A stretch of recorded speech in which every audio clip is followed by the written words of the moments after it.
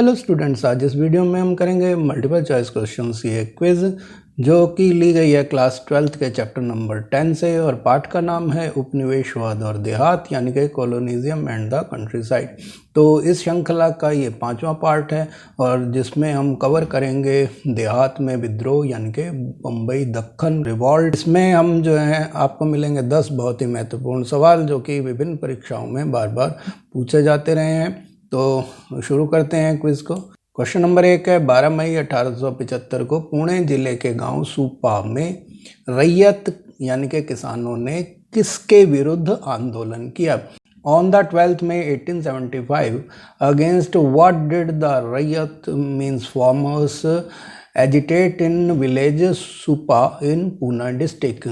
तो option A है अंग्रेजी हुकूमत के यानी कि of the English rule, B है साहूकारों के खिलाफ यानी कि अगेंस्ट मनी लैंडर्स, और सी है जमींदारों के विरुद्ध यानी कि अगेंस्ट लैंडलॉर्ड्स, और डी है राजा के खिलाफ यानी कि अगेंस्ट द किंग। तो आपको बताना है कि पुणे ज़िले का जो सूपा गांव है जो आप यहाँ पर देख रहे हैं ये सूपा गांव के किसानों ने जो आंदोलन किया 12 मई 1875 को, वो किसके विरुद्ध किया था? तो उसके लिए आपका समय शुरू हो रहा है अब।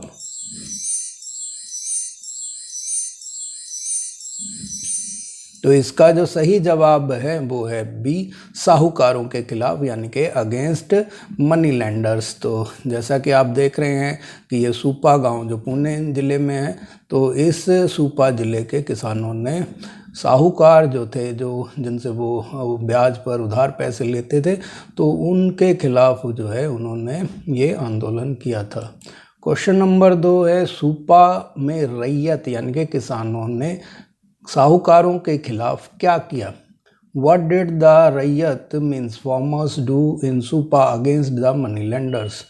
तो ऑप्शन ए है साहूकारों के घरों में आग लगा दी यानी कि set fire to money lenders houses, B है अनाज की दुकानें लूट ली यानी कि ग्रेन शॉप्स लूटेड, सी है साहूकारों के बही खाते और ऋण बंध जो है वो जला दिए यानी कि मनी लेंडर्स बुक्स एंड डेब्ड बॉन्ड्स बॉन्ड, और डी है उपरोक्त सभी यानी कि ऑल ऑफ द अबव। तो आपको बताना है कि सूपा की जो रैयत थी यानी कि किसान थे, उन्होंने जो इनमें से साहूकारों के खिलाफ ABCD में से कौन से कार्रवाई की? तो उसके लिए आपका समय शुरू हो रहा है अब।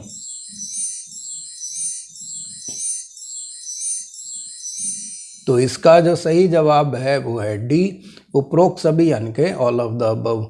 तो जब वहाँ पे रैयत ने साहूकारों के विरुद्ध विद्रोह किया तो उन्होंने उनके घरों को आग के हवाले कर दिया और उनसे अनाज की उनकी जो दुकानें थी, क्योंकि साहूकार व्यापारी भी थे, उनको भी लूट लिया, क्योंकि वो जो है साहूकारों से वो बही खाते मांग रहे थे और ऋणबंध मांग रहे थे जो उन्होंने किसानों से लिखवा रखे थे। तो जब उन्होंने उनके हवाले नहीं किया तो उन्होंने उनके सारे बही खाते और ऋणबंध छीनकर उनको जला दिया और दुकानें और घरों में भी आग लगा दी। क्वेश्चन नंबर 3 है, भूस्वामियों को औसत लगानों को ही प्राप्त करने का अधिकार होना चाहिए।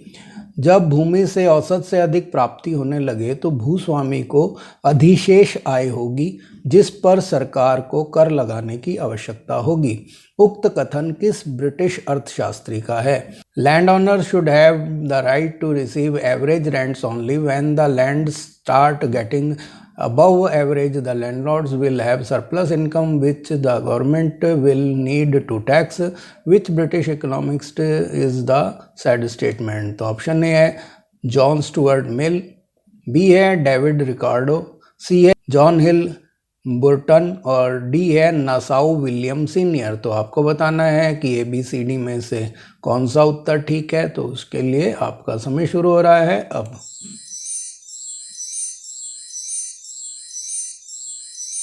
तो इसका सही जवाब है बी, डेविड रिकार्डो। तो डेविड रिकार्डो, जैसा कि यह चित्र में दिखाया गया है, ये एक महान अर्थशास्त्री हुए हैं जिनकी पुस्तकों को ब्रिटिश अधिकारियों ने कॉलेज के समय में पढ़ा था और वे उसी के हिसाब से चर्चा करते थे कि भूस्वामी जो थे वो उनके हिसाब से ये था कि औसत लगान जो से जब ज़्यादा प्राप्त करने लग जाते हैं तो वो उस पैसे को, सरप्लस पैसे को जो है वो भूमि के विकास में लगाने के बजाय वो उसके क्या होता है, उनके वो भूमि को किराए पे दे देते हैं दूसरों को कार्य करने के लिए, और स्वयं जो है वो किरायाजीवी बन के रह जाते हैं। क्वेश्चन नंबर 4 है, बम्बई दक्कन में लागू रैयतवाड़ी व्यवस्था में लगान सीधे डैश पर लगाया जाता था, यानी कि in the ryotwari system implemented in the Bombay Deccan the deductions was directly imposed on.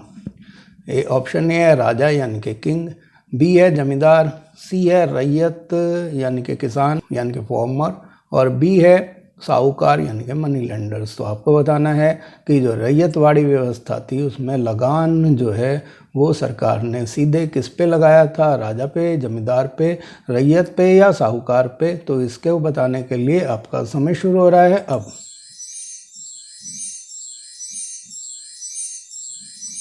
तो इसका जो सही जवाब है वो है सी, रैयत यानी कि किसानों के ऊपर। अगला क्वेश्चन है क्वेश्चन नंबर 5, मुंबई दक्कन में रैयतवाड़ी बंदोबस्त में राजस्व की दर कितने वर्ष के लिए तय की गई थी? For how many years was the rate of revenue fixed for the ryotwari system in Bombay Deccan?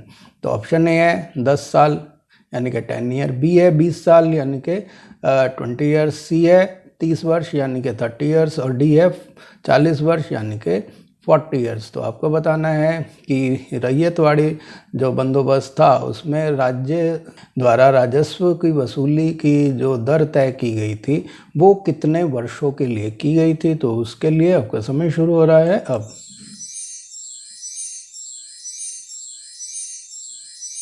तो इसका जो सही जवाब है वो है सी, 30 वर्ष के लिए, यानी कि 30 वर्ष के लिए राजस्व की दर एक बार फिक्स कर दी गई ताकि 30 वर्षों तक उसमें कोई परिवर्तन नहीं किया जाएगा, ऐसा कहा गया।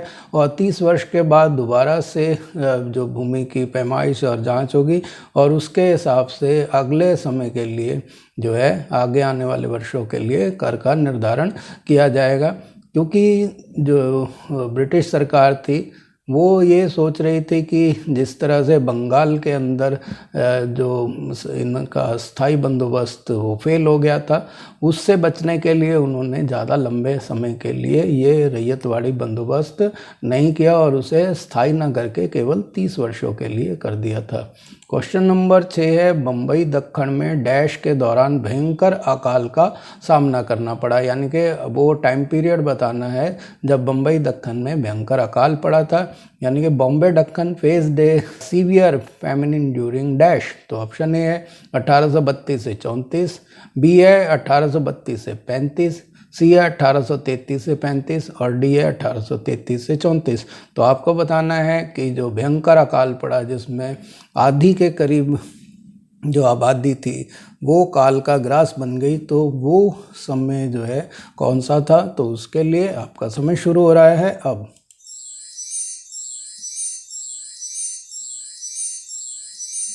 तो इसका जो सही जवाब है वो है ए, 1832 से 1834 तक। क्वेश्चन नंबर 7 है, किसानों की लगान अदायगी की मजबूरियों को समझते हुए भी प्रभारी कलेक्टर कठोरता से राजस्व क्यों वसूलते थे? पहला है अपने बड़े अधिकारियों को प्रसन्न करने के लिए और दूसरा है अपनी कार्यकुशलता प्रदर्शित करने के लिए। Why did the collector in charge collect the revenue harshly despite the composition of the farmer to pay the revenue? First one is to appraise his senior officers and second one to demonstrate their efficiency. तो इसके जो option दिए गए हैं वो इस प्रकार हैं कि केवल एक सही है यानी कि ओनली 1 इज़ करेक्ट, बी है केवल 2 सही है यानी कि ओनली 2 इज़ करेक्ट, सी है दोनों सही हैं यानी कि बोथ आर करेक्ट, और डी है दोनों गलत हैं यानी कि बोथ आर रॉन्ग। तो आपको बताना है कि ABCD में से कौन सा जवाब सही है। तो उसके लिए आपका समय शुरू हो रहा है अब।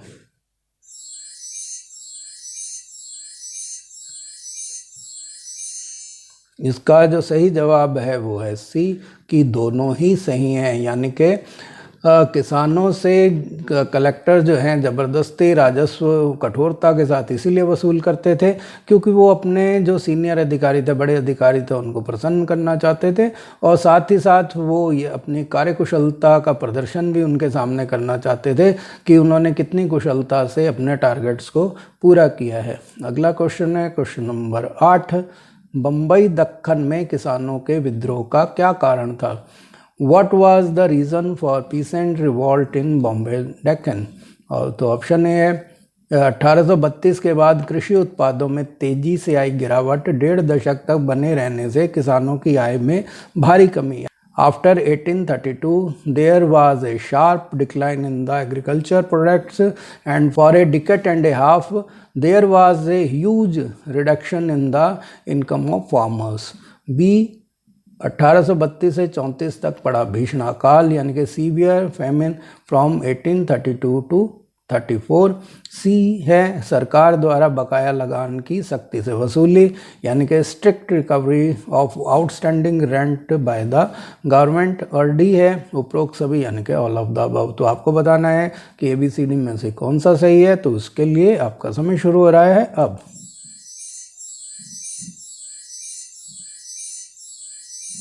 तो इसका जो सही जवाब है वो है डी उपरोक्त सभी यानी कि ऑल ऑफ द अबव।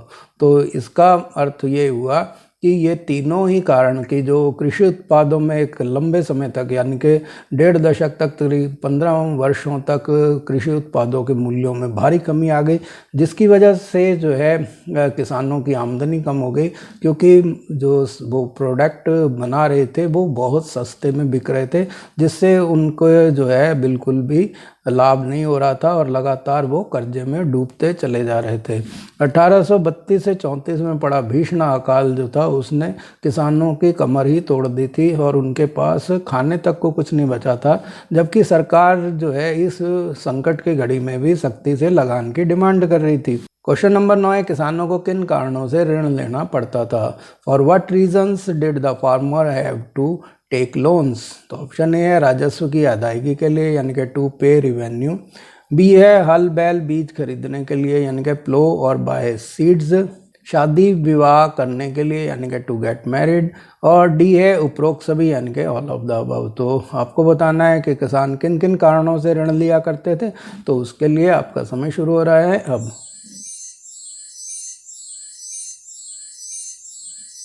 तो इसका जो सही जवाब है वो है डी उपरोक्त सभी यानी कि ऑल ऑफ द अबव। तो किसानों को जो है क्योंकि उनके उत्पाद इतने अधिक नहीं हो रहे थे, कृषि मूल्यों में भारी कमी आ गई थी इसलिए, और सरकार जो है सख्ती से राजस्व वसूल रही थी, तो इसीलिए जो है उन्हें उस राजस्व की अदायगी के लिए भी ऋण लेने पड़ते थे और हल बैल बीज आदि खरीदने के लिए भी उनको ऋण लेने पड़ते थे। साथ ही बच्चों के और परिवार में होने वाले शादी ब्याह जैसे उत्सवों के लिए भी उनको ऋण लेना पड़ता था। तो इस तरह से किसान जो है लगातार साहूकार के पंजों में फंसते जा रहे थे। अब इस वीडियो का लास्ट क्वेश्चन है क्वेश्चन नंबर 10। ब्रिटिश अधिकारियों ने कब महसूस किया कि राजस्व संबंधी बंदोबस्त कठोरतापूर्ण थे? यानी कि when did the British authorities feel that the revenue settlement was harsh? तो ऑप्शन ए है 1830 के दशक में यानी कि इन द 1830s। बी है इन द 1840s। सी है 1850 के दशक में यानी कि इन द 1850s। और डी है 1860 के दशक में यानी कि इन द 1860s। तो आपको बताना है कि ABCD में से कौन सा उत्तर ठीक है, तो उसके लिए आपका समय शुरू हो रहा है अब। इसका जो सही जवाब है वो है बी 1840 के दशक में यानी कि इन द 1840s। यानी कि 1940 के दशक तक आते आते ब्रिटिश अधिकारियों को भी अब ये महसूस होने लग गया था कि जो राजस्व संबंधी उन्होंने कानून बनाए हैं वो या राजस्व की जो दरें रखी हैं वो बहुत ज़्यादा ऊंची हैं और नियम भी जो हैं बहुत कठोर हैं।